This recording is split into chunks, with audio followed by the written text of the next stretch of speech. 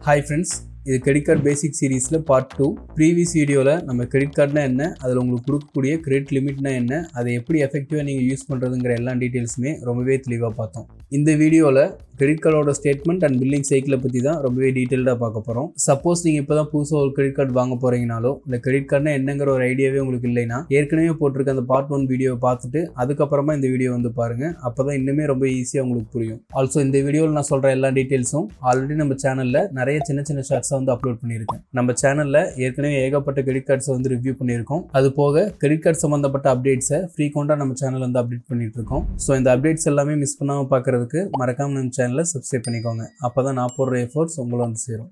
Okay, so இப்போ ஃபஸ்ட்டாக இந்த வீடியோவில் கிரெடிட் கார்டோட பில்லிங் சைக்கிள்னா என்னென்னு தெளிவாக பார்த்துடலாம். ஒரு கிரெடிட் கார்டோட பில்லிங் சைக்கிளுங்கிறது யூஸ்வலாக 28லேருந்து 31 நாள் வரைக்கும் இருக்கும். இதை ஸ்டேட்மெண்ட் சைக்கிள்னு சொல்லுவாங்க. இந்த 30 நாளில் உங்கள் கார்டை யூஸ் பண்ணி நீங்கள் பண்ணுற டிரான்சாக்ஷன்ஸ் எல்லாமே ரெக்கார்ட் பண்ணி உங்களுக்கு ஒரு ஸ்டேட்மெண்ட்டாக கொடுப்பாங்க. அந்த ஸ்டேட்மெண்ட் உங்களுக்கு கொடுக்கறனால ஸ்டேட்மெண்ட் டேட்னு சொல்லுவாங்க. ஃபார் எக்ஸாம்பிளுக்கு உங்களோட ஸ்டேட்மெண்ட் டேட் வந்து May 5னா இந்த ஸ்டேட்மெண்ட்டில் April 6லேருந்து May 5 வரைக்கும் நீங்கள் பண்ணுற டிரான்சாக்ஷன்ஸ் எல்லாமே இன்க்ளூட் ஆகிருக்கும். இந்த ஸ்டேட்மெண்ட்டில் மென்ஷன் ஆகிருக்க அமௌண்ட்டை, அதாவது இந்த 30 நாளில் நீங்கள் ஸ்பெண்ட் பண்ணுற அமௌண்ட்டை பே பண்ணுறதுக்கு இந்த ஸ்டேட்மெண்ட் கொடுத்த நாள்லேருந்து 10லேருந்து 15 நாள் உங்களுக்கு இன்னும் எக்ஸ்ட்ரா டைம் கொடுப்பாங்க. இப்போ பார்த்த எக்ஸாம்பிள் படி உங்களோட ஸ்டேட்மெண்ட் டேட் May 5னா இந்த அமௌண்ட்டை நீங்கள் பே பண்ணுறதுக்கான லாஸ்ட் டேட் அரௌண்ட் May 23 அப்போ வரும். இந்த கடைசி நாளை டியூ டேட்னு சொல்லுவாங்க.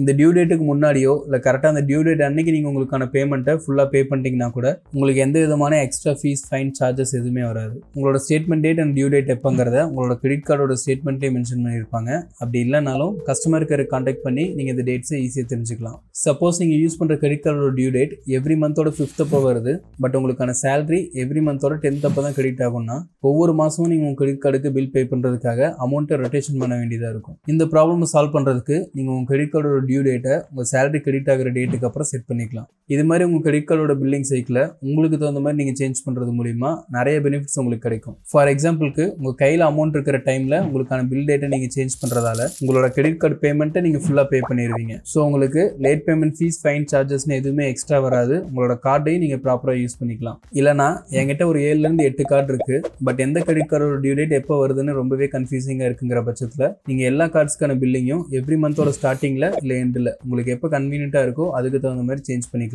இதனால் உங்கள் எல்லா கார்ட்ஸோட பில்லும் ஒரே டைமில் தான் வரும். ஸோ ஈஸியாக நீங்கள் அந்த டேட்டை ஞாபகம் வச்சுக்கலாம். பட் சில பேர் 2லேருந்து 3 கார்ட்ஸ் மட்டும் தான் வச்சிருப்பாங்க. அதில் ஒரு கார்டோட ஸ்டேட்மெண்ட் மந்தோட ஸ்டார்டிங்லேயே ஸ்டார்ட் ஆகிறது மாதிரியும் இன்னொரு கார்டோட ஸ்டேட்மெண்ட் எவ்ரி மந்தோட 20th அப்போ ஸ்டார்ட் ஆகிற மாதிரியும் செட் பண்ணிக்குவாங்க. இப்படி பண்ணுறது மூலிமா இந்த 2 கார்ட்ஸை அவங்க யூஸ் பண்ணுற டேட்ஸுக்கு தகுந்த மாதிரி ஒரு டிரான்சாக்ஷன் பண்ணுறாங்கன்னா அதை பே பண்ணுறதுக்கு மினிமம் 40 டேஸ் டைம் இருக்கிறது மாதிரி பிளான் பண்ணிக்குவாங்க. ஸோ இப்படி பண்ணுறது மூலிமா உங்களோட அமௌண்ட்டை நீங்கள் வேறு எதுக்காக யூஸ் பண்ணிட்டு பேங்க்கோட அமௌண்ட்டை அதிக நாளுக்கு நீங்கள் யூஸ் பண்ணிக்கலாம். இது மாதிரி உங்களோட கிரெடிட் கார்டு ஸ்டேட்மெண்ட்டையும் சேஞ்ச் பண்ணுறதுக்கு உங்கள் கார்டோட கஸ்டமர் கேரை கான்டாக்ட் பண்ணுறது மூலிமா ஈஸியாக சேஞ்ச் பண்ணிக்கலாம். நீங்கள் ஒன்ஸ் கஸ்டமர் சப்போர்ட்டை ரீச் பண்ண உடனே இந்த மாதிரி ஸ்டேட்மெண்ட் டேட்டை வந்து சேஞ்ச் பண்ணணும்னு சொன்னீங்கன்னா அவங்க அவைலபிளாக இருக்கிற டேட்ஸ் எல்லாமே உங்களுக்கு சொல்லுவாங்க. அதில் உங்களுக்கு எந்த டேட் வந்து கன்வீனியன்ட்டாக இருக்கோ அதை நீங்கள் சூஸ் பண்ணிக்கலாம். இப்போல்லாம் வர நிறைய பேங்க்ஸோட ஆப்ஸ்லேயே உங்களால் இது ஈஸியாக சேஞ்ச் பண்ணிக்க முடியும். பட் இதுக்கு ஒரு சில கண்டிஷன்ஸ் இருக்குது. நீங்கள் இந்த மாதிரி பில்லிங் சைக்கிளை சேஞ்ச் பண்ணுறதுக்கு முன்னாடி உங்கள் கிரெடிட் கார்டில் எந்த விதமான ஒரு அவுட்ஸ்டாண்டிங் அமௌண்ட்டும் இருக்கக்கூடாது. உங்கள் பில்ஸ் எல்லாமே நீங்கள் கிளியர் பண்ணியிருக்கணும். உங்களோட கார்டில் இஎம்ஐ ஏதாவது போட்டிருந்தீங்கன்னா அதை ஃபுல்லாக க்ளோஸ் பண்ணதுக்கு அப்புறம் தான் உங்களால் உங்களோட பில்லிங் சைக்கிளை சேஞ்ச் பண்ணிக்க முடியும். RBI ரூல்ஸ் படி நீங்கள் உங்களோட பில்லிங் சைக்கிளை ஒரு டைம் மட்டும்தான் சேஞ்ச் பண்ணிக்க முடியும். பட் சில பேங்க்ஸில் கஸ்டமரோட ஃப்ளெக்சிபிலிட்டிக்காக ஒரு டைமுக்கு மேலேயும் சேஞ்ச் பண்ணுறாங்க.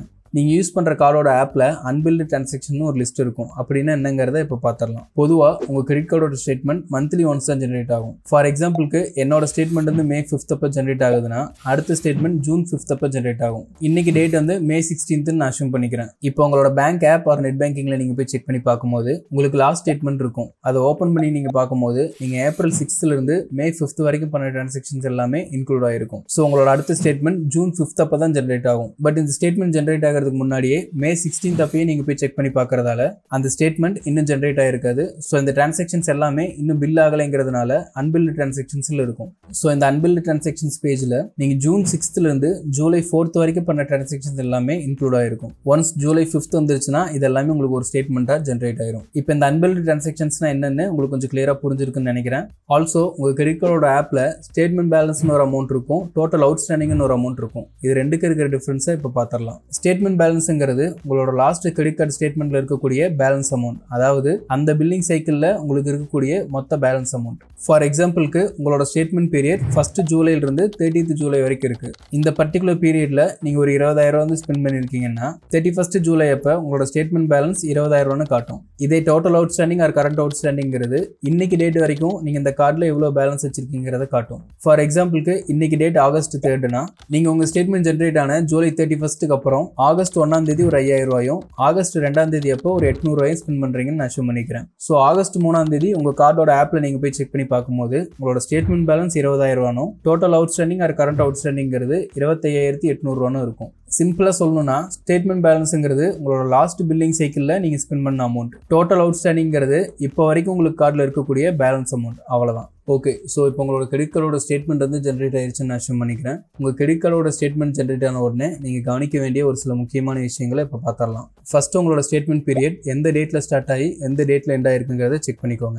இந்த டேட்ஸில் நீங்கள் இந்த கார்டை யூஸ் பண்ணி ஸ்பெண்ட் பண்ண டிரான்சாக்ஷன் மட்டும் தான் வந்திருக்கான்னு செக் பண்ணுங்க. சப்போஸ் நீங்கள் பண்ணாத டிரான்சாக்ஷன் ஏதாவது மென்ஷன் ஆயிருந்துச்சுன்னா உடனே கஸ்டமர் கேரில் ரிப்போர்ட் பண்ணி உங்கள் கார்டை பிளாக் பண்ணிடுங்க. தென் நீங்கள் பண்ண டிரான்சாக்ஷன்ஸ்க்கு உங்களுக்கான ரிவார்ட் பாயிண்ட்ஸ் கரெக்டாக கிரெடிட் ஆயிருக்கான்னு செக் பண்ணிக்கோங்க. சப்போஸ் ஏதாவது கம்மியாக வந்துருந்துச்சுன்னா கஸ்டமர் கேரில் கம்ப்ளைண்ட் ரைஸ் பண்ணுறது மூலியமா உங்களுக்கான ரிவார்ட் பாயிண்ட்ஸை நீங்கள் வாங்கிக்க முடியும். நீங்கள் ஸ்பெண்ட் பண்ண டிரான்சாக்ஷன்ஸ்க்கு உங்களுக்கு ஏதாவது எக்ஸ்ட்ரா சார்ஜஸ் வந்திருக்கான்னு பாருங்க. சப்போஸ் அப்படி வந்துருந்துச்சுன்னா கஸ்டமர் கேரில் கான்டாக்ட் பண்ணி இந்த சார்ஜஸ் எதுக்காக வந்திருக்குன்னு கேளுங்க. இப்படி நீங்கள் கேட்கறது மூலியமா உங்களுக்கு ஒரு நாலேஜ் கிடைக்கும். ஸோ அந்த டிரான்சாக்ஷனை நீங்கள் மறுபடியும் இந்த கார்டை யூஸ் பண்ணி பண்ண மாட்டீங்க. அண்ட் சப்போஸ் ஏதாவது மிஸ்டேக்ல போட்டிருந்தாங்கன்னா அந்த சார்ஜஸை ரிமூவ் பண்ணிடுவாங்க.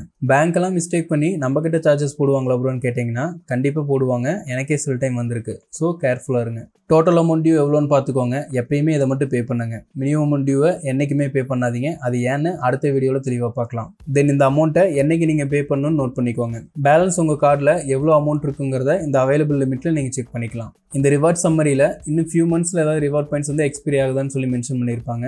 சப்போஸ் அப்படி எக்ஸ்பைரி ஆகிற மாதிரி இருந்துச்சுன்னா உங்களோட ரிவார்ட் பாயிண்ட்ஸை ஒரு நல்ல ரேட்டில் ரிடீம் பண்ணுறதுக்காக பிளான் பண்ணிக்கோங்க. ஆல்சோ இந்த ஸ்டேட்மெண்ட்டோட லாஸ்ட்டில் இந்த கார்டில் இப்போதைக்கு என்னென்ன ஆஃபர்ஸ் வந்து போயிட்டு இருக்குங்கிறத மென்ஷன் பண்ணியிருப்பாங்க. சப்போஸ் இந்த பிராண்ட்ஸில் ஏதாவது டிரான்சாக்ஷன் பண்ணணும்னு நீங்கள் பிளான் பண்ணியிருந்தீங்கன்னா உங்களுக்கு இது யூஸ்ஃபுல்லாக இருக்கும். ஹோப் உங்களுக்கு இந்த வீடியோவில் கிரெடிட் கார்டு ஸ்டேட்மெண்ட்ஸை பற்றி உங்களுக்கு இருந்த டவுட்ஸ் எல்லாமே கிளியராக இருக்குன்னு நான் நம்புறேன். சப்போஸ் இதை தவிர உங்களுக்கு வேறு ஏதாவது டவுட்ஸ் கிரெடிட் கார்டு ஸ்டேட்மெண்ட் ரிலேட்டடாக இருந்துச்சுன்னா மறக்காம கமெண்ட் செக்ஷனில் மென்ஷன் பண்ணுங்க. நானே உங்களுக்கு பர்சனல் ரிப்ளை பண்ணுறேன். ஆல்சோ அந்த டாப்பிக்கில் என்னால் முடிஞ்ச அளவுக்கு சீக்கிரமாக ஒரு வீடியோ மேக் பண்ணி போகிறதுக்கு ட்ரை பண்ணுறேன். சப்போஸ் உங்களுக்கு இந்த வீடியோ யூஸ்ஃபுல்லாக இருந்துச்சுன்னா மறக்காம இந்த வீடியோக்கு ஒரு லைக் பண்ணிட்டு உங்கள் ஃப்ரெண்ட்ஸ்க்கு ஃபார்வர்ட் பண்ணுங்க. இது மாதிரி சிம்பிளான பட் ரொம்பவே முக்கியமான கிரெடிட் கார்ட்ஸை பற்றின டீட்டெயில்ஸையும் ஏகப்பட்ட கிரெடிட் கார்ட்ஸோட ரிவ்யூஸும் கிரெடிட் கார்ட்ஸை பற்றி ரீசெண்டாக வரக்கூடிய அப்டேட்ஸ் எல்லாமே நம்ம சேனலில் ரெகுலராக அப்லோட் பண்ணிட்டு வரோம். ஸோ இதெல்லாமே மிஸ் பண்ணாமல் பார்க்கறதுக்கு மறக்காம நம்ம சேனலை சப்ஸ்கிரைப் பண்ணிக்கோங்க. அப்போ தான் நான் போடுற எஃபோர்ட்ஸ் உங்களை வந்து சேரும். அடுத்ததாக இதே மாதிரி என்ன வீடியோ வேணுங்கிறத கமெண்ட்டில் மென்ஷன் பண்ணுங்கள். என்னால் முடிஞ்ச அளவுக்கு சீக்கிரமாக நான் வீடியோ மேக் பண்ணி போகிறதுக்கு ட்ரை பண்ணுறேன். தேங்க்ஸ்.